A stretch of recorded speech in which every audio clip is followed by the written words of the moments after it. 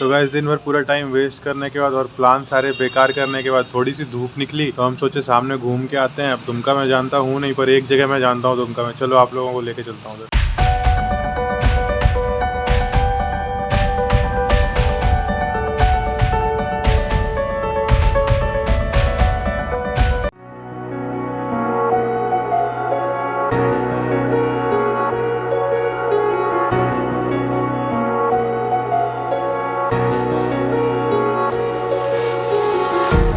Empty hearts and neon lights, they're playing with my mind. Gotta get out of here tonight. Oh, I wanna run off and fly. तो guys अब दुमका को unknown से known बनाने का समय आ चुका था और हम पहुंच चुके थे अपने पहले डेस्टिनेशन पे। अब इससे अच्छी जगह क्या हो सकती है दुमका से फ्रेंडशिप करने की। तो अगर हमने सारी चीज़ें बोल के बता दी तो ये ब्लॉग ना बन के पॉडकास्ट बन जाएगा। तो इस ब्लॉग को ब्लॉग ही रहने देते हैं। तो अब हम चलते हैं, अपने कानों पे हाथ रखते हैं और आंखों को खोलते हैं।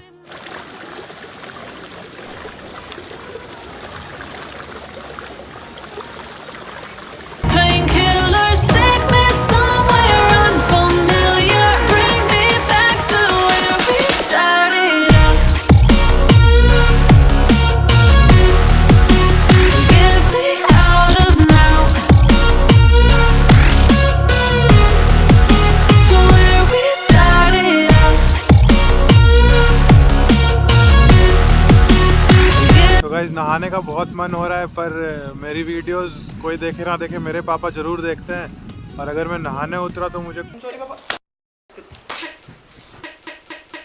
तो इसलिए नहा तो नहीं सकता मैं। बाकी सारी मस्तियाँ कर सकता हूँ पर नहा नहीं सकता।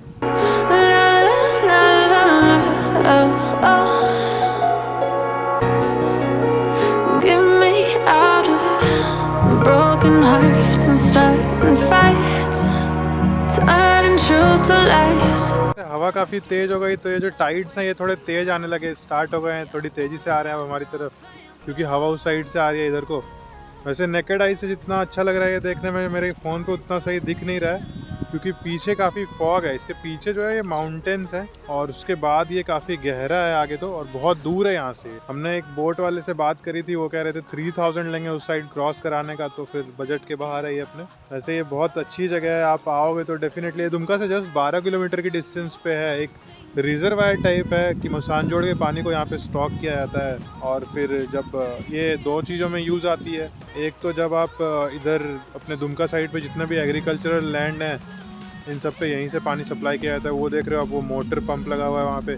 फिर इस पाइपलाइन के थ्रू पीने का और सारे डेली यूजेस के लिए सप्लाई की जाती है यहाँ से। ये मसानजोड़ का एक बेस्ट रिजर्वायर है जो आप कह सकते हो। तो मसानजोड़ से यहाँ तक ये पानी फैला हुआ है और काफ़ी आगे तक है, उधर भी बहुत दूर तक। ये तो जस्ट एक पॉइंट है जहाँ पे आप आके घूम सकते हो, पर ये बहुत दूर तक है। तो भैया ये सारी बातें तो हो गई ज्ञान की बातें। अब ना इनसे आपका कोई वास्ता और ना मेरा कोई ख़ास मतलब। हम आए थे यहाँ पे घूमने के लिए और बस आगे भी आपको वही दिखा रहे हैं।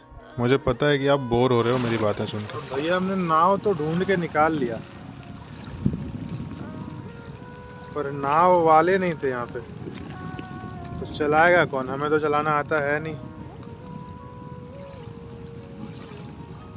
तो फिर चलते हैं ढूंढने किसी और को कहीं और। देखो दूर में एक नाव दिख रही है वहाँ पे, बिल्कुल ये रही एक नाव, और एक भैया हैं हमारे यहाँ पे। अब देखते हैं वो अगर इस किनारे पे आते हैं तो उनसे पूछते हैं कि भैया थोड़ा घुमा दो यार हमें भी। तो जैसे इस बोट को देख के आप सबका भी मन हुआ होगा कि इस बोट पे बैठूं और घूमने चलूं, बिल्कुल वैसे ही हमारा भी मन हुआ था बहुत। पर इस बोट वाले भैया और हमारे बीच बिल्कुल ऐसी रिपल्सिव फोर्स लगी कि भैया बिल्कुल विलुप्त ही हो गए।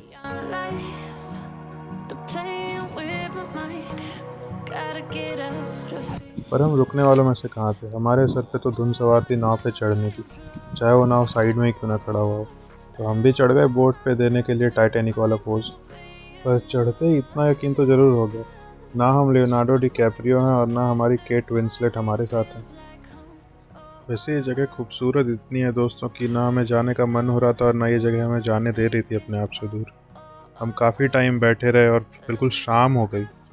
पर अगर आप बाहर से आते हो तो आप इतने टाइम यहाँ रुक नहीं सकते हो, क्योंकि यहाँ पे आसपास ना कोई होटल है ना कोई अच्छे रेस्टोरेंट्स हैं। एक दो छोटे मोटे रेस्टोरेंट्स हैं पर रुकने के लिए कोई अच्छी होटल नहीं है। तो अगर आप दुमका या तारापीठ घूमने जा रहे हो तो डेफिनेटली आप दुमका स्टे करके इस जगह पे जा सकते हो। पर अगर आप सीधा सोच रहे हो यहीं पे आने का तो फिर वो जस्ट एक 1 डे ट्रिप हो सकता है। आप सुबह आओ और फिर शाम तक लौट के चले जाओ। यहाँ पे रात में रुकने के लिए उतनी अच्छी जगह है नहीं, पर मैं डेफिनेटली श्योर हूँ कि इन फ्यूचर बहुत अच्छी अच्छी होटल्स बन सकती हैं यहाँ पे। Empty hearts and neon lights.